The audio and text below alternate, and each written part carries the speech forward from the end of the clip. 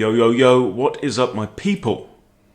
I've had a comment on my video about the Charlick, showing black how to dominate with that, from somebody whose username I will not utter here, because if I do, I'll need to change the profanity rating on YouTube. But they make the following comment. Basically saying, I've fallen foul of this horrible gambit a few times. What can I do about it? Well, look no further, my friend. Okay, so I've even made you a nice Lichess study on this, called it the anti-Charlick. So let's dive in. I've put 2 lines in this, and I've also got this set to, I think, 1800 and 2000 Lichess level. But feel free to copy it, duplicate it, make it your own, whatever you want to do. Okay, so as white, obviously we're d4 players, and we have the England Gambit. Now, pay attention to the octopus, because it is there to help you.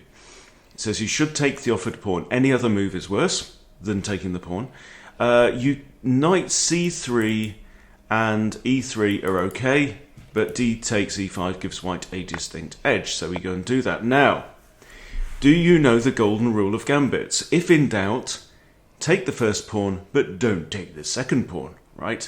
This is the Hautlaub-Charlick Gambit. That's the golden rule. Do not take pawn number 2. Now, what we're going to do here, there are a couple of ways to defend the pawn. Knight f3 is absolutely fine, but this is slightly better. Okay. Now, if they take here, you don't immediately recapture it. Instead, you trade queens, force the king to move, and then you recapture. And we're doing absolutely fine, okay? So, they will normally develop their knight because they are playing the normal Charlick moves. They are still actually hoping for you to take here at this point in time, but we're not going to do that. Now that we've got 2 attackers on this pawn, we're just going to add a second defender, so bring out the king's knight. Again, if they do this, you trade queens and crack on, and you're absolutely fine. Black will do this because it's a normal Charlick move. They're still dreaming of opening up the d file, but that dream is starting to wane. Okay, and you've got two good moves here. You can play e takes d6, but that's not the one that we're going to play in this line. This depends on how you feel, and if you, as a 1d4 player, you may be on the more solid and conservative side, and if you are, you play knight b to d2. Alright? They will now trade here. You recapture with the knight, and if they trade off, you recapture with the bishop. And now, just check out the position, right? What has black got for his gambited pawn?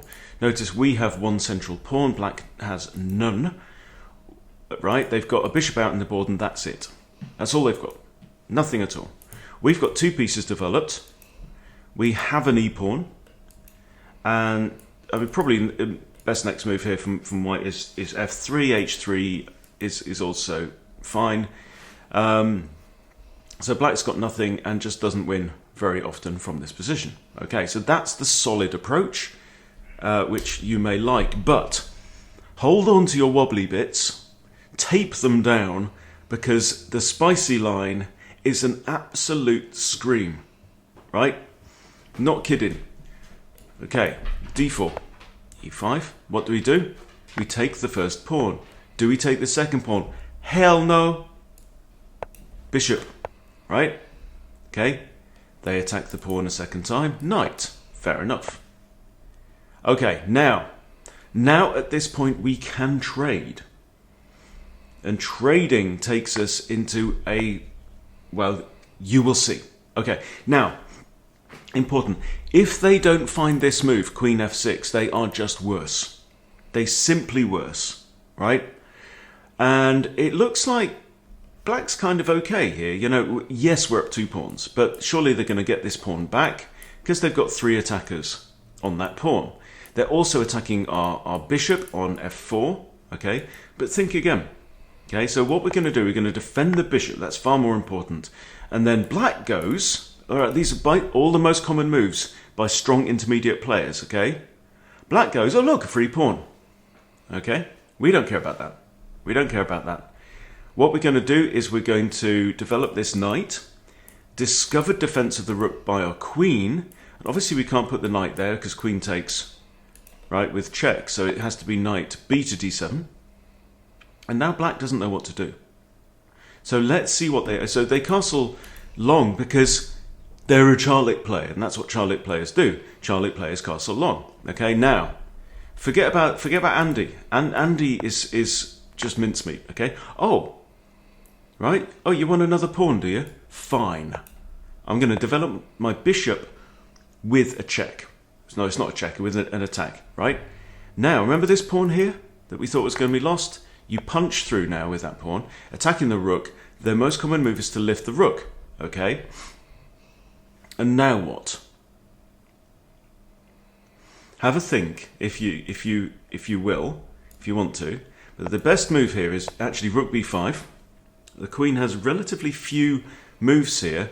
This is what they do. And now, boys and girls, comes the scary part. Okay, if you are of a sensitive disposition, then turn off now. Okay, we sacrifice our rook. The king will take. We sacrifice the bishop. Okay, king takes, and now check this out. C7 equals queen check. Right? Now, it doesn't even end here. Queen e2 check. Right? King goes to here, and guess what now? Boom, bada boom. We sacrifice another piece. Okay? Now, it's not really a sacrifice. It's no sacrifice. No sacrifice. It's no sacrifice at all. Okay? Happy? And now it's over to you. If you can't win from this position, then I honestly would take up another game. Because you've got two queens. And by the way, the definition of this move is, the notation is QE a6 plus. Queen e to a6 check, because we have a choice of queens that we could move to that position. How nuts is this guy? So, yeah, if you've been embarrassed and humiliated by this stinky smelling Charlick Gambit, fear no more, because I've given you two nice options, one very safe and one spicy as hell. So you pays your money, you takes your choice. Hope that solves your question. Thank you for watching. See you later.